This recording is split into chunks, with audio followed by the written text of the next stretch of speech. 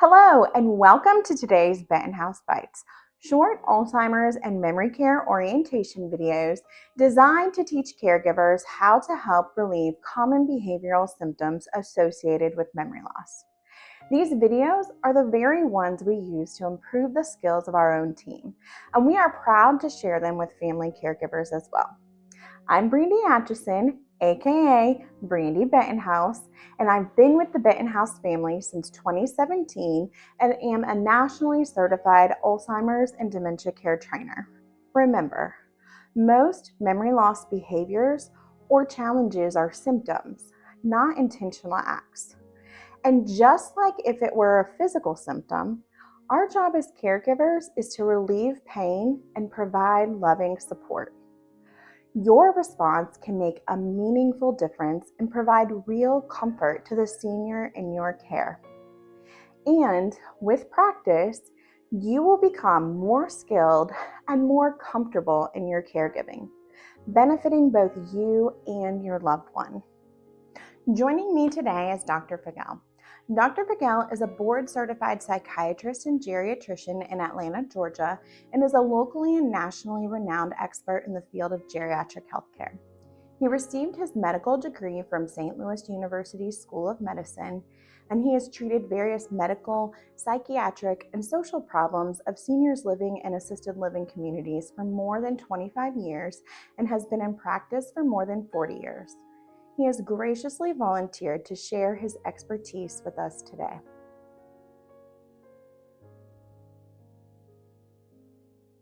Dementia is not normal for normal aging, but as we get older, you're not supposed to have noticeable changes in your cognition, behavior, your personality. So let's just focus on what are normal cognitive changes with aging. So when you have your episodes where you can't find your keys, I'll call that a senior moment. And the difference between that and other short-term memory changes that occur with types of dementia is how frequently they occur and how much of the information do they forget. So if we're having a senior moment where we misplace our keys once or twice a month, and 6 months later you're still misplacing your keys once or twice a month, that's not too concerning for me. But if all of a sudden it's occurring on a daily basis regularly, so it's more of a persistent progressive change, it's getting worse, it's occurring more frequently, that can be a red flag also. So it's the symptoms that occur with the illnesses such as Alzheimer's disease, the changes are persistent and progressive. As untreated, as time goes on, the symptoms will get worse and they will occur more often. Whereas with the normal aged, the senior moments, they'll occur sporadically a couple times a month. So now let's get back. So we're talking about normal aging.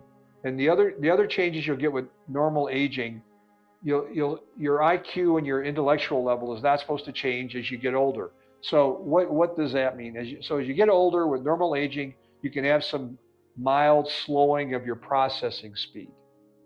Really not noticeable to the lay person, but just overall, just multitasking and shifting from one task to the next might take a few seconds longer, but just a mild, in normal aging, just a mild overall slowing in your ability to multitask or to process sensory information.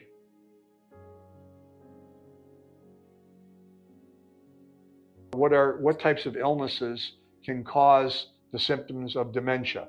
And by far the most common cause of dementia still to this day is Alzheimer's disease. And Alzheimer's disease is, again, the difference between Alzheimer's disease and dementia. Dementia is a definition, not a diagnosis. It's not a specific illness. Alzheimer's disease, the most common type of dementia or cause of dementia, is a specific illness. What does that mean? So if something is a specific illness, that means when we look at somebody's brain at autopsy, there's changes that occur in the brain, certain types of changes. With the Alzheimer's, it's plaques and tangles, and there's shrinkage of the brain, and certain parts of the brain are affected more commonly with Alzheimer's disease than other types of illnesses. The number one risk factor for the cause of Alzheimer's disease is aging. As you get older, the risks of developing Alzheimer's disease increase. There's two types of Alzheimer's disease. There's an early onset Alzheimer's disease, which is constitutes around 1 to 2% of all the cases.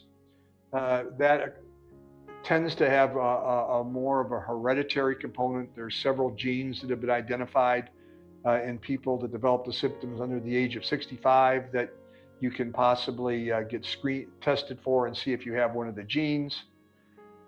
Just past week, one of the earliest cases recorded was someone who was 17 years old, which was very unusual. But does there appear to be an increase in early onset Alzheimer's disease? Again, people who develop symptoms before age 65, doesn't appear to be occurring at the present time.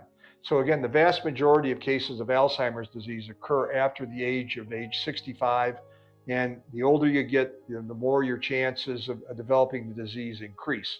So at age 65, it's maybe around 3-4% of patients can get diagnosed with Alzheimer's disease, and as you progressively age up to the age 85 or 90, the occurrence of Alzheimer's disease can be almost 45%.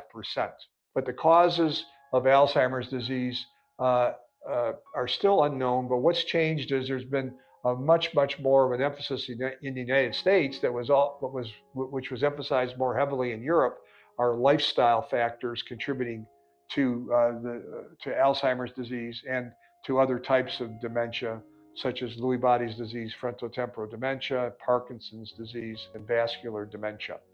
So we're hoping that if we modify certain lifestyle factors, that we might be able to either prevent or delay the onset of Alzheimer's disease by up to maybe 40-45%. And again, we can talk what those factors are for a long time, but there's around 15, 16, 17 what are considered environmental factors now beyond genetics that are contributing to the development of Alzheimer's disease. And what's even more importantly, that a lot of these environmental factors appear to start triggering the brain changes in people who ultimately develop Alzheimer's disease as early as our 40s. That we're right on the verge of being able to identify people who may be at risk for developing Alzheimer's disease 15, 20 years down the road.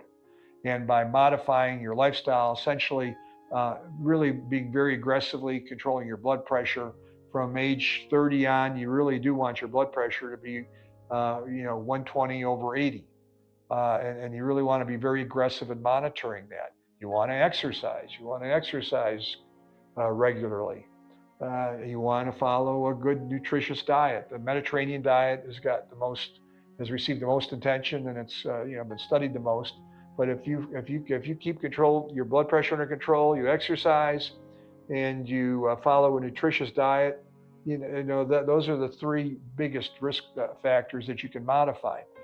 So it's an interesting time, an exciting time in the field to be working with Alzheimer's, in that we feel more and more that we're able to help people and at an earlier stage. The research with Alzheimer's disease has also gone in that direction, where the people that already have established symptoms of Alzheimer's disease, the treatments that are available appear to be more effective the earlier on in the illness that you start treating it. And that also is consistent with what I told you. We're now looking at treating asymptomatic people. So it's a spectrum, trying to treat people when they're in the asymptomatic stage, all the way up to trying to catch Alzheimer's disease as early on as you can in the mild stages.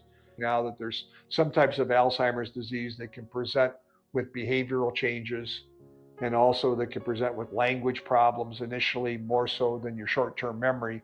But still, we still tend to think of Alzheimer's disease as a short-term memory change. As the disease progresses, the short-term memory untreated, the short-term memory continues to get worse. Then you'll start seeing some changes often in their verbal skills, which can be determined by just noticing that mom or dad are just a little bit quieter. So they're not as loquacious or talkative as they used to be. And if you ask them questions, the answers are a little bit shorter. They're not as verbose. They don't answer with, one or two paragraph answers. They might answer with a simple, one or two sentence answers. And then some subtle changes in your uh, verbal skills. And as that progresses, you'll start noticing after several years untreated that the patients start having trouble finding words, and you'll notice pauses when they're speaking.